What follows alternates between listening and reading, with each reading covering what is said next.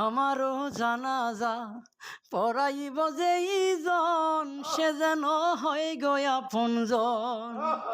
আমারও জানাজা পড়াইব যেইজন সে যেন হয় গো আপনজন।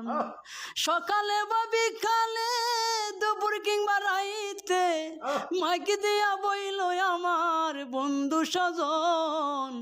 আমারও জানাজা পড়াইব যেইজন সে যেন হয় গো আপনজন।